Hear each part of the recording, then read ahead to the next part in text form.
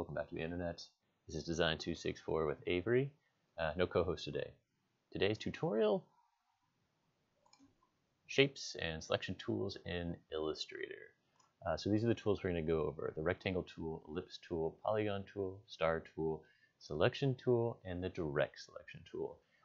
We'll talk about rounded ellipse or rounded rectangle as well, but you'll see that it's not really even that necessary.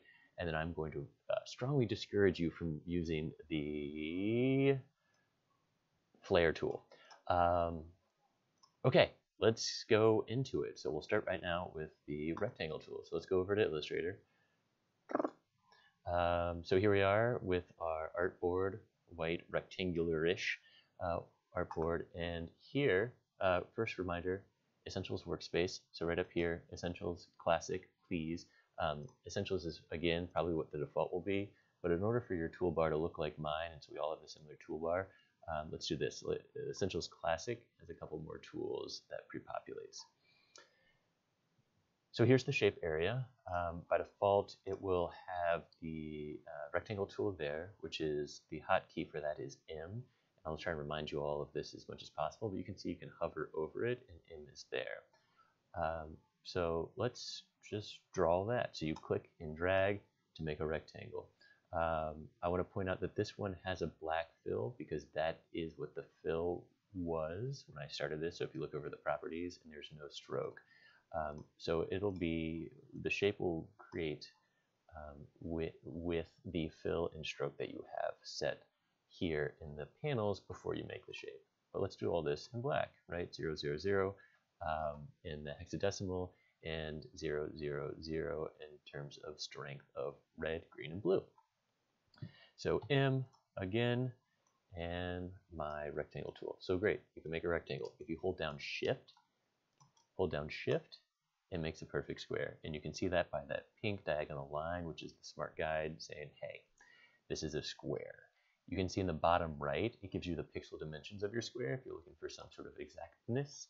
And you can also adjust those dimensions if you come over here. So the width right here and the height can be adjusted 220 pixels, just like that. And if you want it to adjust proportionally, make sure you have this link icon so that it doesn't have the line through it, right? So now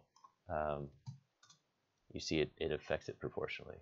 Cool. You can change the location here too, and you can also change the rotation. There are a couple other things. Maybe we'll go into that more, but you just play around with these. I'm not trying to get into that all right now. The other thing that's really cool and fairly new in Illustrator is when I still have the rectangle key selected, but if I come and hover over this little circle icon that's in the corner, I can adjust my rectangle into a rounded rectangle. Really dope. And I can have, you can see that radius right there is that the figure, it's R, which is the radius, so right now it's 52 pixels. That is something that can be changed if you click in this ellipse right here. You have more options, and you can see that the radius area is right here. So if you want to change that after the fact, and be very exact with it. So again, properties panel is our friend and has a lot of the things we need, but sometimes they're under these dots. All right. So again, and then another thing you can do once you have your shapes, let's see if I'm still I hit M, so I'm still like under the rectangle tool. I can, while it's still my rectangle tool selected, you can see if I hover over certain areas, it turns into this sort of selection modification tool. So this one allows me to rotate, right? And if I hover over this boundary box anchor point, I can scale up disproportionately, or if I hold Shift, proportionately. So there's a lot you can do just with this tool without having to switch between other tools. I'm going to hit V, which is the selection tool, which we'll talk about later, just to select and delete. So now our next tool will be the ellipse tool, which is L as the hotkey. Okay. So the ellipse tool, how do you get that? L, a hotkey, right? You can see it switched over here in the toolbar, but you can also click and hold on whatever tool is showing there, and you can get your options. Really cool.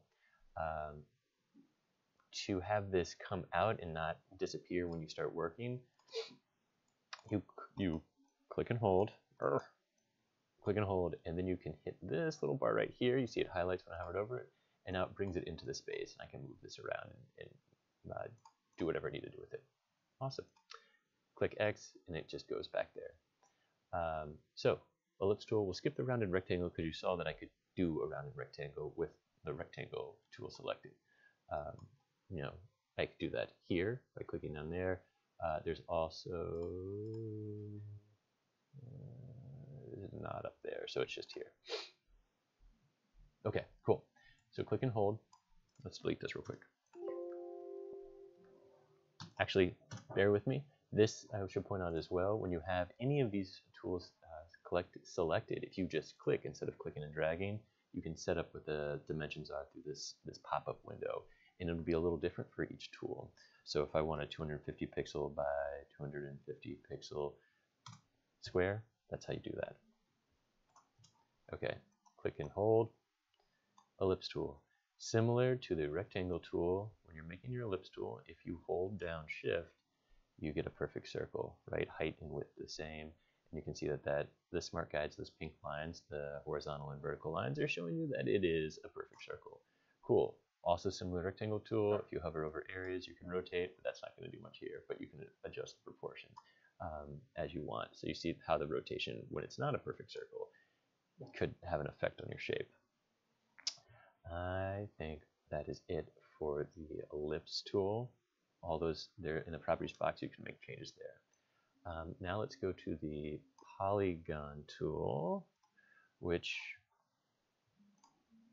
doesn't have a selection, so or a hotkey, pardon me.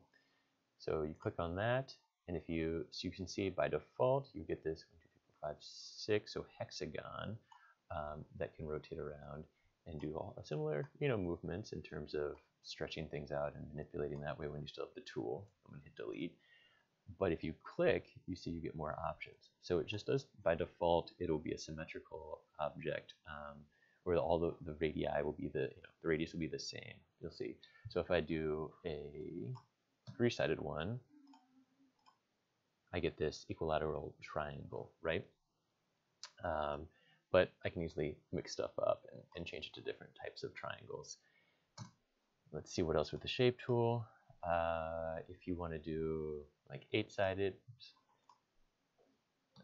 do an octagon, all those are possibilities. And I'll point out, you can still curve, you still have the option, this little, the little circle icon is there, so you can kind of, I'm going to hit feed it, selection tool, so you can get these like kind of weird things with these really subtle, less subtle now, but it's not quite a perfect circle, but it's pretty close. So that's nice for getting some nuanced things and shapes very quickly. Click and hold star tool. So star tool is very similar to the polygon tool, except it's a star. You can do the same thing where you click to change the number of points on your star in the radius 1, which I believe is the interior radius, and then the radius 2 is the points of the star. So I'll show you. So this would be the interior radius, and the exterior radius 2 is the points.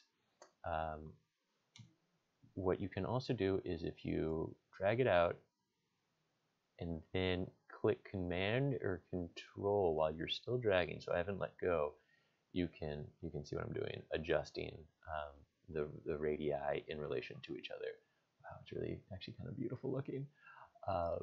So that's really cool, and I believe that you can, how would you change it after the fact? Maybe you can't. That's something I would have to look up after you establish the shape. So that's a cool star tool. And again, let's see, you can, let me do another one really quickly. Star tool. All right, it doesn't, I'll have to show you. Well, I'll just show you right now because we're going to switch over to this soon when I switch to the direct selection tool, which is A as the shortcut. Again, I have these cool little circle icons come, so I can start to, make some weird shapes really quickly with the star tool. So stars are very recognizable symbols, right? They're in the flag. They're, they are the American flag. They are stars. But with a couple of really quick little moves, you can make exciting shapes with that tool. So don't discredit it right out the bat as, oh, it just makes stars. No, it gives you things with an interior radius and exterior radius, and that's a great place to start with making manipulations. All right. And now what? So we did the star tool and the polygon tool. Now let's do the selection tool. So the selection tool, let me just make a rectangle. The selection tool is right here. It's your workhorse for moving things around. And its V is the shortcut. So with the selection tool, you click on a shape and you can move it around. You can see you have some options here on the paths and the anchor points and in the circle icons. So with the selection tool, you can manipulate things with either height and width, or just their height, or just their width. And you just hover over these areas, the little white boxes that are on the paths or the anchor points, in order to do these things. If you take your selection tool and hover a little bit outside of the shape, you get your rotation option. That's the selection tool. If you want to select multiple things with the selection tool, hold shift, and click the other thing you want to select. You can also click and drag over top of multiple shapes to select the shapes together. And then as that unit, you can manipulate them as a group. All right, now I'll make one more square. We're almost done, and then we're going to look at the direct selection tool. So this is A on your keyboard. So the direct selection tool, if you click on the inside of a shape, if you're doing like all of the fill, say, of a shape, and not touching any of the paths or the anchor points, you can move the whole thing around like the selection tool. If you click on just a path, you notice how that one is now highlighted, right? It's selected red. All the other ones don't have a white fill for the anchor points.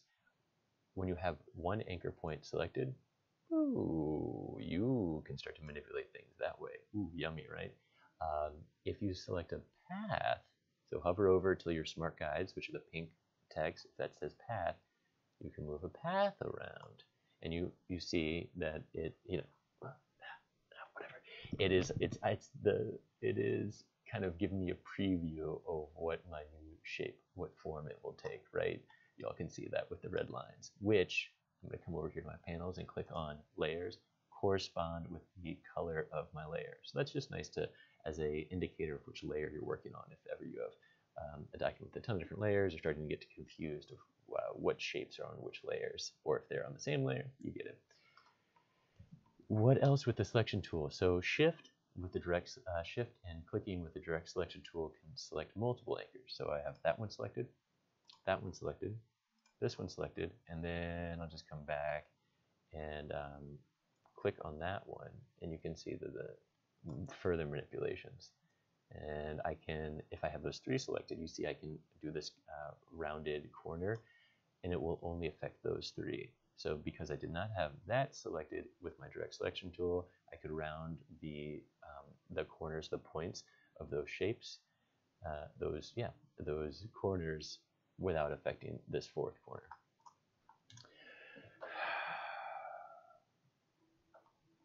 So we covered it. That last tool we looked at was the direct selection tool and all of the others. That's it.